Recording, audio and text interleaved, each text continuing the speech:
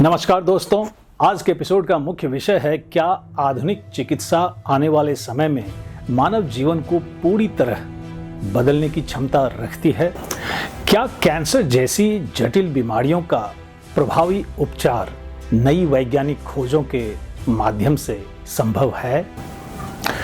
और सबसे महत्वपूर्ण प्रश्न, क्या विज्ञान केवल शोध पत्रों तक सीमित है या उसका वास्तविक उद्देश्य समाज, पर्यावरण और मानव जीवन को बेहतर बनाना भी है?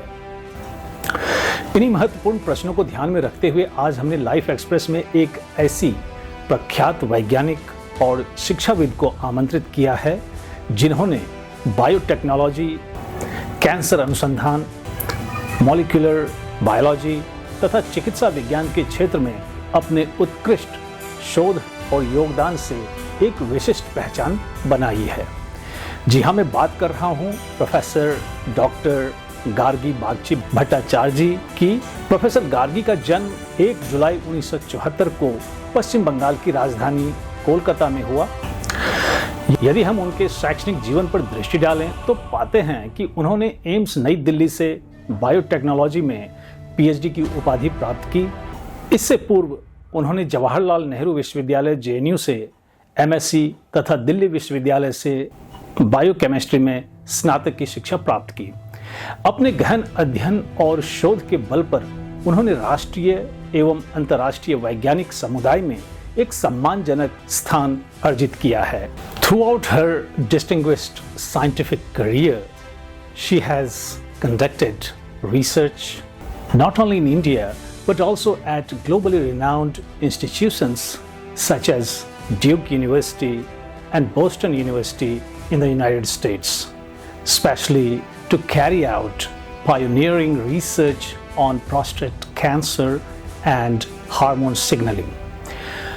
Her work has significantly advanced our understanding of the molecular mechanisms underlying cancer and has paved the way for the development of future therapeutic strategies.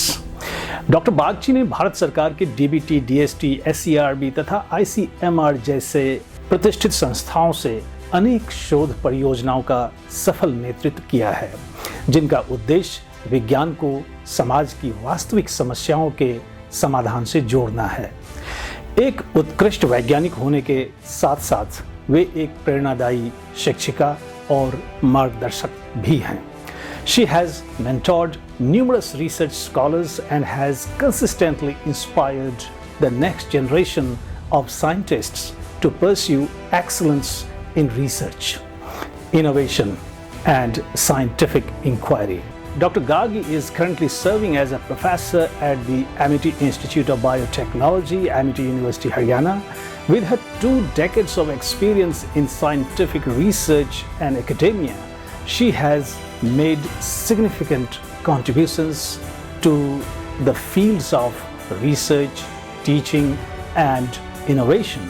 Her primary areas of research include cancer biology, molecular diagnostics, cell and molecular biology, and gene signaling. और अब उनके जीवन, शोध यात्रा, वैज्ञानिक अनुभवों तथा भविष्य की चिकित्सा, कैंसर अनुसंधान और बायोटेक्नोलॉजी पर उनके बहुमूल्य विचारों को और करीब से जानने के लिए अब हम सीधे उनसे रूबरू होते हैं। So join me in welcoming a distinguished and a truly inspiring scientist for the current generation, Professor Dr. Gargi Bagchi Bhattacharya जी। नमस्कार मैम। सबसे पहले मेरी पूरी लाइफ एक्सप्रेस टीम और सभी बुद्धिजीवी दर्शकों की ओर से मैं आपका लाइफ एक्सप्रेस में हार्दिक स्वागत करता हूं। साथ ही आपकी गरिमामयी उपस्थिति के लिए हम हृदय से अपनी कृतज्ञता आपके प्रति व्यक्त करते हैं। गुड मॉर्निंग एंड नमस्कार लाइफ एक्सप्रेस के सभी दर्शकों, मेरे friends, young friends, older friends, सबके लिए मेरे best wishes and thank you for watching this show and I am so excited to be here sir. Thanks for the invite. Ma'am, आपके profile को देखने पर पता चलता है कि आपने पिछले 2 दशकों से भी ज़्यादा समय से प्रोस्टेट कैंसर पर रिसर्च करती आ रही हैं and you have made many discoveries in your area of research. Many new findings you have come up with. However, despite remarkable advances in cancer research and cancer medicine, cancer आज भी दुनिया की सबसे बड़ी स्वास्थ्य चुनौतियों में से एक बना हुआ है। प्रोस्टेट कैंसर की बात शुरू करने से पहले मैं चाहूंगा कि आप हमारे दर्शकों को बताएं कि कैंसर आखिर होता क्या है, इसके होने के क्या क्या कारण होते हैं, कैंसर के अलग अलग प्रकार कौन कौन से होते हैं और इसके सामान्य लक्षण, साइंस एंड सिम्टम्स क्या हैं। जी, over to you. Thanks. So, as you may know, all human beings, all organisms, in fact, they start life from a single cell. So, in the beginning, there is only one cell when we start our life, and then from that one cell, we have 2 cells and 4 cells and so on. So, हर शरीर, हर body, हर human body एक cell से लेके then multiple cells में बदलता है। पर this is a controlled process. That means that ऐसा नहीं है that we get lumps of cells. Instead, what we can see are properly formed organs and then tissues, and all the complete human body parts are formed in that way, from small to big animals and individuals. However, the beauty of this is that when the cells multiply, they know when they have to divide, when they have to stop. There is something called contact inhibition, and basically the cells respond to cues and then they know when they have to stop dividing, so that everything is in proportion, everything is in sync and functions properly. In cancer, the biggest problem is that there is uncontrolled cellular growth. Cell जो है वो grow मतलब multiply करता ही जाता है और उसको समझ में नहीं आता है कि उसे रुकना कब है। इस वजह से that is the first problem that occurs, and because of which sometimes cancer manifests as lumps or tumors in certain places. So that is the first problem that is usually visible to people. And the second bigger problem which happens after that is metastasis. What is metastasis? So the cells which were, for example, growing in a lump, now they can cross the barriers. They will cross the barriers of blood, tissue and everything. They will mix in the blood and they will move to other parts of the body as well. And once these cells, they settle in other parts of the body, they start growing there as lumps also in an uncontrolled manner. So the proliferation continues. There is no stopping them. So you remember that famous dialogue, Puspa says, झुकेगा नहीं, so cancer कहता है रुकेगा नहीं. वो, the moment it goes to some place, it just starts proliferating. So that is the biggest problem with cancer. And of course, like you correctly said, that all over the world, especially the Western world, they have been doing intense research so that this number could be minimized. What is the number? The number of patients diagnosed with cancer and also the mortality due to cancer, if they can be brought down. But however, cancer is not one single disease. Like earlier, you may remember when people, for instance, in our country, they said that, somebody has cholera, and we had villages where people were dying of cholera. But one single antidote would take care of that bacterium, and that all the lives could be saved. It was just one disease. But unfortunately, cancer is not one disease. It is a result of many mutations. It manifests itself in many ways. So it is many diseases under one umbrella. And therefore, combating cancer is not that easy. Although people are trying various approaches, they are doing so many things. And obviously, every small win is a victory. I mean, every small medicine is a miracle because it is extending lives of so many. But to say that we have completely cured it or we have completely won over it, that has not happened yet, because as I said, it does not present itself in just one way. So the earliest records of cancer that we have, it's like 1.7 million years ago. So it has been there in the human race for a very, very, very long time. Now, the smaller organisms, let's say worms, such as C. elegans, they do not show cancer. There is not as much differentiation. So as we advance as human beings, as complex organisms, this differentiation is required, and when that differentiation stops because cells are proliferating uncontrollably, that is when we get cancer. And I think these days almost all of us know one family member or one friend who has been affected in a negative way because of cancer. But if you ask me, then I would say, compared to our parents' generation, at least in this generation, we know of many survivors. It is not as dreaded as it used to be. It is still dreaded, but not as much as it used to be, you know, a decade ago or maybe in the other generations.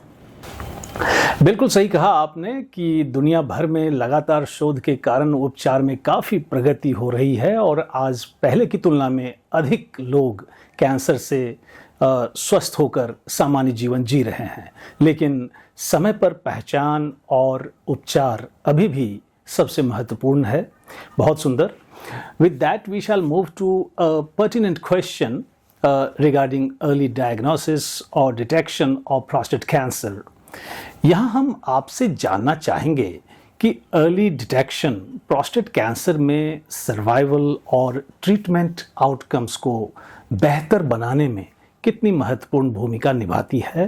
क्या आपको लगता है कि आज के diagnostic tools जैसे PSA test, MRI और biopsy पर्याप्त हैं, या फिर liquid biopsy, AI assisted diagnostics और जेनोमिक टेस्टिंग जैसी नई तकनीकें प्रोस्टेट कैंसर का पता लगाने में बहुत ही उपयोगी साबित हो रही है? या कहीं ऐसा तो नहीं कि भारत को भी व्यापक प्रोस्टेट कैंसर स्क्रीनिंग प्रोग्राम्स लागू करने पर गंभीरता से विचार करना पड़े? क्या कहेंगी इसको लेकर आप? जी। That's a great question, and especially in countries like India, we need to be very mindful about this. So, as you mentioned, early detection is key. It is the most important thing for any cancer, and of course, prostate cancer. Now, prostate cancer affects men, and that too mostly men over a certain age. So, it would be really important, and it would make a lot of sense if people, let's say beyond 45 or 50 years, routinely got checked up for prostate cancer. In our country, the biggest problem is that most patients, whether it is for prostate cancer or for any other cancer, they are diagnosed very late. And that is why we have a much higher percentage of mortality, cancer-related mortality, as compared to other countries. If you look at statistics from other countries, you will see that cancer-related deaths because of prostate cancer would be much lower than what you would see here. And the biggest reason for that would be that the patients, they present themselves to the doctor's clinic much later here. Then what is the way out? So first thing is awareness. People have to be aware that these things are really important, and so in a blood test, men after a certain age, especially if they go and get a PSA test done, which is prostate specific antigen test, then that would be very helpful. But here is a word of caution that PSA is not a foolproof test. There are many articles which just tell us that PSA, if it gives you high readings, it does not always mean that the patient has prostate cancer.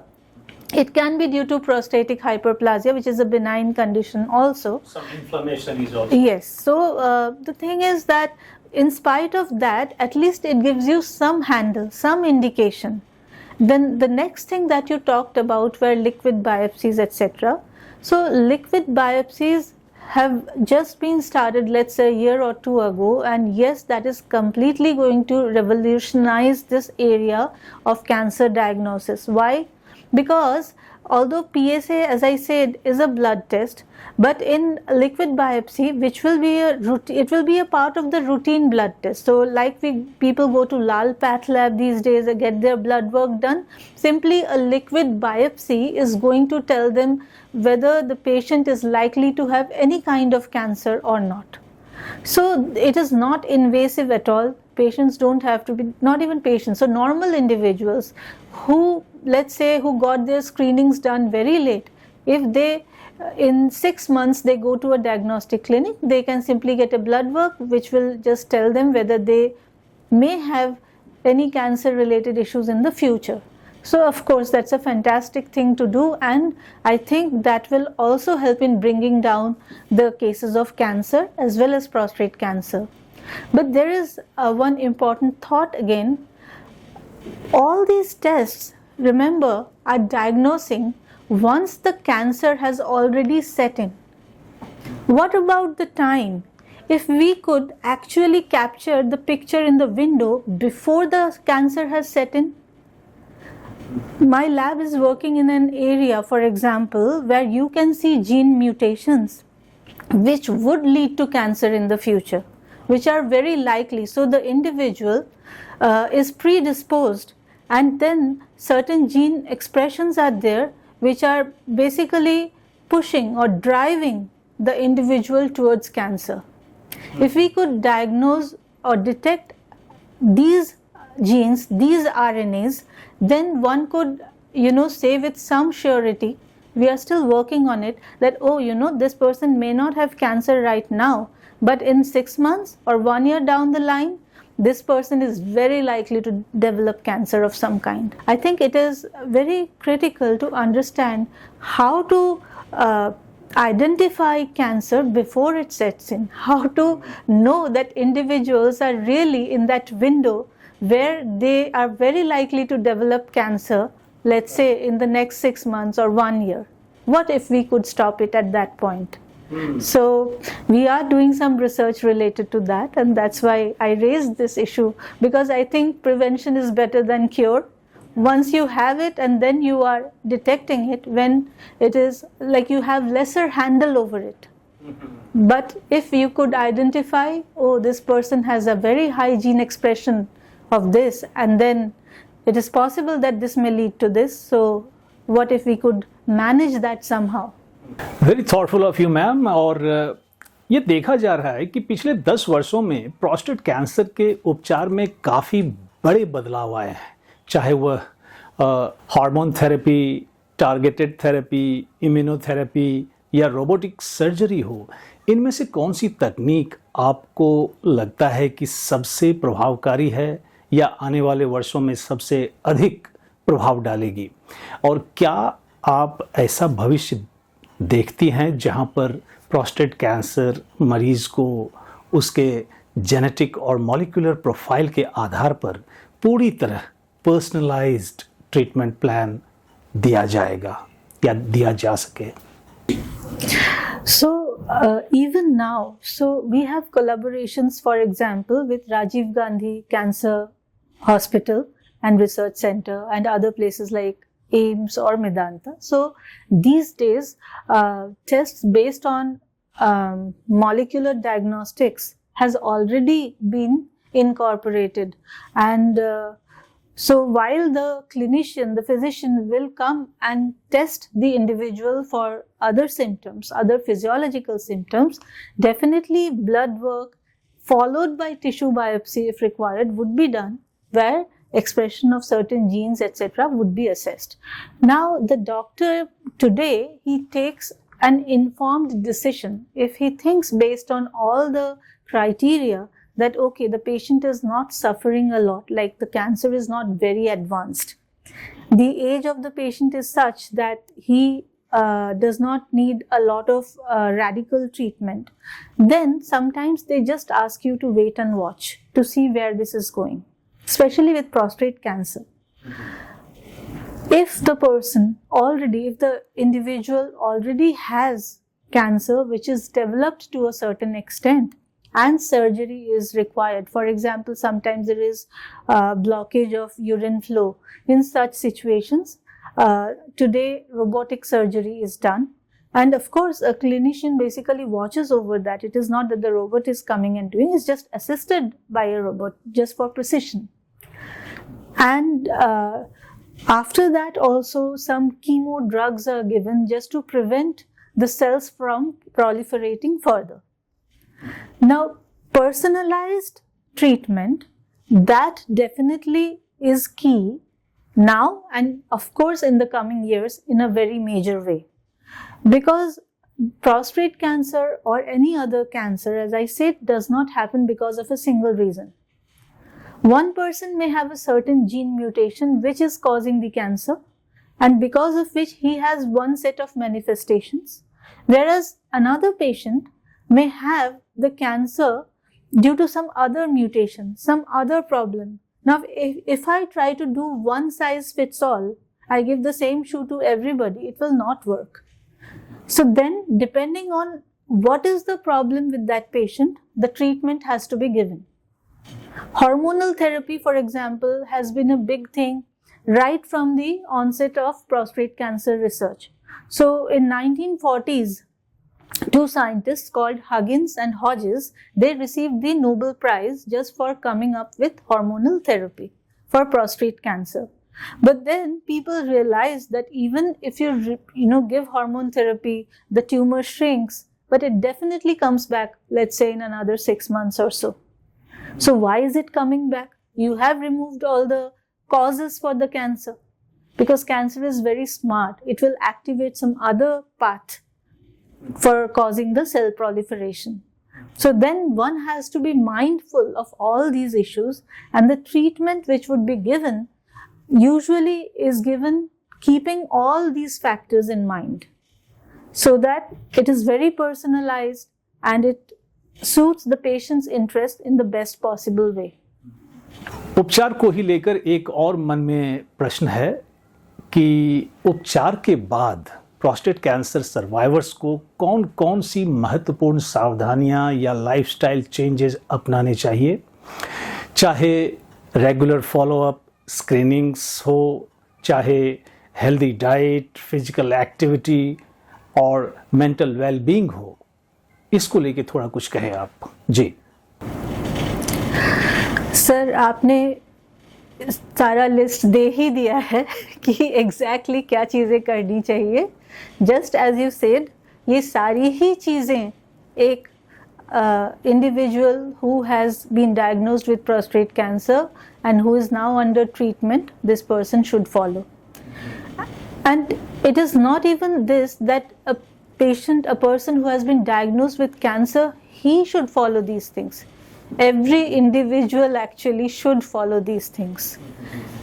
जितना हम अपने gene system को जान रहे हैं, हमको ये समझ में आ रहा है। पहले people would say, oh, he got these genes from his father, his mother, his ancestors. But उस जीन का एक्सप्रेशन जो है वो ज़्यादा महत्वपूर्ण है। मतलब that is more important. Why? Because gene itself is not ultimate. The expression of the gene varies because of many reasons. If we have good thoughts, why people tell us you should always think positive? Because actually people have seen that the epigenetic changes which occur when people think in a positive manner actually change the expression of gene in different ways. So the same gene, when it is present in different individuals, the expression level may differ. So it is really, really important to have good habits like exercising, you mentioned. Yes, physical activities definitely help. It is one of the most important things, in fact. The second most important thing is diet, like you already mentioned. Now, fatty diet especially, it has been linked to cancer.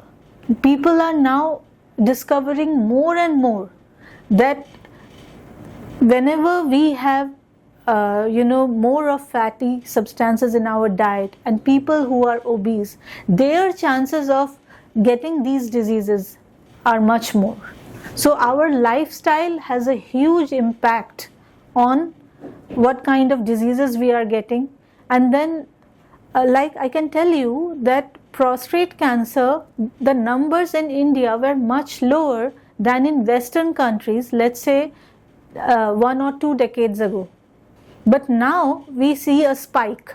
We see a huge spike, and especially in cities like Delhi, Mumbai, Bangalore, where people follow a certain pattern of lifestyle. Rushing to offices, returning with a lot of stress, then sitting in front of the television, usually having a lot of cold drinks and fast food. So all these do have a cumulative effect, and that is very visible in the cancer registries, where you see a spike in the numbers of prostate cancer patients, especially in these big cities. So yes, doing all the things which you mentioned really has a deep effect and can reduce. In addition to this, I would mention another thing, that would be taking some antioxidant, if possible, from time to time. Like green tea, people talk about these days. And so some kind of antioxidant. So many of these actually are part of the Indian diet anyhow, like turmeric, etc. But yes, mindfully, I think some antioxidant can be taken to reduce the overall impact. Sorry to interrupt you, ma'am. बहुत अच्छा वर्णन आप कर रही हैं precautions को लेकर, लेकिन डाइट या हेल्दी डाइट को लेकर मेरी एक जिज्ञासा थी जानने की कि हेल्दी डाइट में क्या शामिल हो in terms of dos and don'ts. थोड़ा संक्षेप में कुछ कहें इसको लेकर, जैसे आपने फैट्स को अवॉइड करने की बात कही अभी थोड़ी देर पहले. No, I would not say discarded, because there are essential fats. Actually, हमारे कई enzymes जो हैं वो उस पे dependent है. In fact, cholesterol जो है, it's a part of our membranes. जो people say, my cholesterol levels are high, this and that. But see, all the components need to be there, but in a certain level. So we need to definitely include proteins. We should lower the carb intake. And especially processed food. If you see these days, people say that processed food should be avoided. Then food which contain preservatives. Now our children, your and my children, they are all sort of addicted towards chips, cold drinks, etc. And it's a task to keep them away from that. But the point is that they really are harmful. It is not as if somebody is making up a story. This supersized meals concept, if you know, had come up in the West in a big way. But these supersized meals, they do take a toll on your body. The older kind of diet which we had, or the Mediterranean diet, is supposed to be the best. What is that older kind of diet I'm talking about? Ones which our mothers and grandmothers would make for us, which would be a balanced diet of lentils and some carbohydrates in form of rice or chapati, and then some vegetable with that, and maybe some yogurt to promote our digestion. That really is a very ideal kind of diet. And even if we cannot follow it all the time, at least we should try to have it as much as possible, and then coupled with exercise and other things, that may help. बहुत सुंदर ma'am, आपकी हर बातें मैं समझता हूँ बहुत ही ज्ञानवर्धक और रोचक है, और मन नहीं कर रहा है कि हम इस सत्र की समाप्ति की ओर बढ़ें, लेकिन समय की थोड़ी मर्यादा है, इसलिए अब हम सत्र के अंतिम प्रश्न की ओर बढ़ेंगे. और अंतिम प्रश्न आपके लिए यह है कि भारत विज्ञान और इनोवेशन, साइंस एंड इनोवेशन के क्षेत्र में वैश्विक नेतृत्व स्थापित करने का लक्ष्य रखता है, लेकिन विश्व स्तरीय शोध जो है या वर्ल्ड क्लास रिसर्च जो है, उसके लिए केवल आधुनिक प्रयोगशालाएं ही पर्याप्त नहीं होती. एक रिसर्चर, एजुकेटर और मेंटोर के रूप में अपने अनुभव के आधार पर आपके अनुसार वे 3 सबसे बड़ी चुनौतियां कौन सी हैं जो भारत को एक वैश्विक साइंटिफिक पावर हाउस बनने से रोक रही है? साथ ही क्या आपको लगता है कि भविष्य में कैंसर का उपचार मुख्यतः पारंपरिक दवाओं, कन्वेंशनल ड्रग्स पर ही निर्भर रहेगा, या जीन एडिटिंग, नैनो मेडिसिन और प्रिसीजन मेडिसिन जैसी तकनीकें कैंसर के इलाज के तरीके को पूरी तरह बदल देगी? और यदि आपको नीति निर्माताओं को केवल एक सुधार सुझाने का अवसर मिले, तो आप भारत के रिसर्च इकोसिस्टम को मजबूत बनाने के लिए किस सुधार को सर्वोच्च प्राथमिकता देंगी और इस वैश्विक परिवर्तन में आप भारत की भूमिका को किस रूप में देखती हैं? जी सर, आपने एक मेगा प्रश्न पूछा है which has many parts. Yeah, it was like a blended question for you. Right. And like the students who give us answers, I have also forgotten most of the things which you have asked in this mega question, but I will try to give some of the answers which I can. So as you said that in India also it's a big challenge, and how we can become the world leaders in this. So first thing is that we have a huge population. It's no joke, and though there has been like a slight lowering of birth rate, but I mean we of course have a huge number of people in our country, and in spite of that, whatever is being done, I think that's a lot. But however, increasing awareness among the people, still I would say, because now everybody has a mobile phone, so that is a big thing. So technology has reached most people, even the last man. That is not a small thing. Why? Now, at least if I want to make them aware that cancer is a big deal and you may suddenly develop this. So many of the people, especially in rural areas, they still chew tobacco, they smoke, and often they are using pesticides to improve the field conditions without realizing how harmful they are. They may not be using masks. So I would give number one to awareness. How can we make our masses more aware?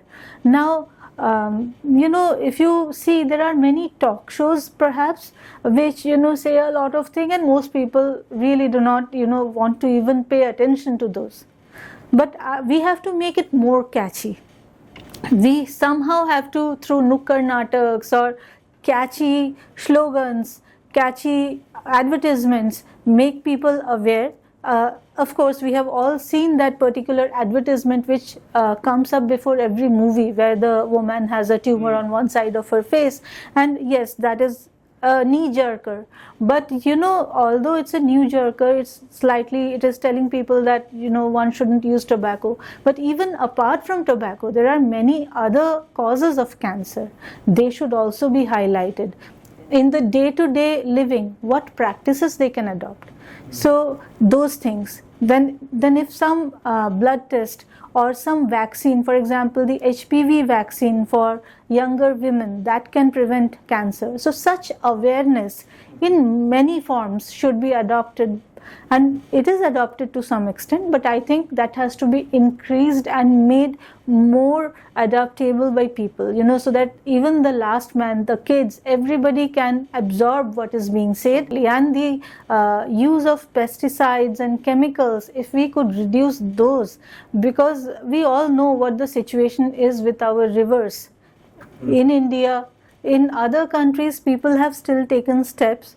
In our country also, the government spends so much money in cleaning the rivers, but still from time to time we can see that we are getting foaming inside the river. It's murky, the water has dried up, people have started doing agriculture. So many things are happening. Industries are putting out all their waste. They are simply not treating that. All the sewage, all the industrial waste is coming to the rivers. So all this is going somewhere. We have to realize it's actually coming back to us.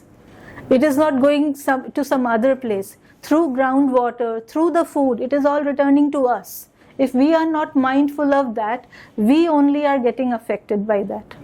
So it is our responsibility, the governments of course, all of us together. People, they try to save some money and they will probably not do the treatment in the industries, but it should be done.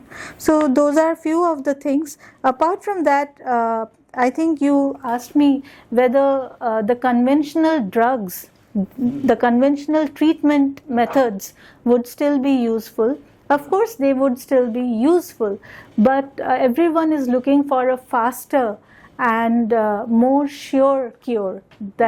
So many strategies. I know, for example, in AIMS CAR T therapy, which basically takes out immune cells from our blood and develops it for the specific individual. Such treatments are also being developed in a large way, and one of these would definitely, so all gene editing, CAR T therapy, we are still at infancy to some extent, but that day is not far, probably in 5 years, 10 years, where actually we will be able to see the results of those. So I'm very hopeful, and everyone is trying, all scientists are trying so hard. So it's very likely that we are going to see many breakthroughs, not just one, for cancer, which will help and increase the lifespan of individuals. बहुत सुंदर ma'am. और अंत में हमारे अन्य अतिथियों की तरह हम आपसे भी आग्रह करेंगे कि आप समाज के लिए एक बहुत ही संक्षेप में शांति संदेश दें, ताकि हम एक बेहतर समाज का निर्माण कर सकें। जी, मैं तो क्या बोलूँगी, लेकिन in words of Dalai Lama जो मुझे देख के बहुत पसंद आया, कि we do not need more successful people on this planet, we actually need more healers, restorers, storytellers, and lovers of all kind to help all people on this planet. So with that, I would like to end this. And storytelling, I think, is very important because it simplifies all complex things and it brings a kind of peace to everybody, and that is what I like the most. So I also try to convert all the complex scientific issues into short stories, especially for children. So that's what I like the most. Well, ma'am, we are immensely grateful to you for your scholarly presence with us today. और शिक्षा जगत में तथा health care sector में आपके उत्कृष्ट और सराहनीय कार्यों के लिए लाइफ एक्सप्रेस की जूरी ने आपके लिए एक अवार्ड की घोषणा की है, और वो अवार्ड है life express award of iconic educator. और आपके इस उपलब्धि पर मैं आपको अपने इंटेलेक्चुअल व्यूअर्स की ओर से ढेरों बधाई देता हूँ। Heartiest congratulations. God willing we shall meet again in some other academic forum. Thank you for connecting with us today. Thank you so much. Thank you so much sir, मैं तहे दिल से आपका शुक्रिया करती हूँ। मैंने तो सोचा ही नहीं था कि मैं इसके हकदार हूँ, लेकिन आपने ऐसा सोचा, आपकी जूरी ने ऐसा सोचा, इसके लिए आप सबको many thanks. And I am so delighted because at least I could put across some words, some thoughts that I have sort of earned over all these years. I could put it across to all your viewers. मैं आशा करती हूँ कि आपके life Express के जो viewers हैं वो इसको सुने, एवं इससे जो हमने बातें की उसको वो अपने जीवन में थोड़ा सा भी अगर वो उतारेंगे तो मुझे लगता है उन्हें बहुत फ़ायदा मिलेगा। आपने उनके लिए ये प्रयास किया है।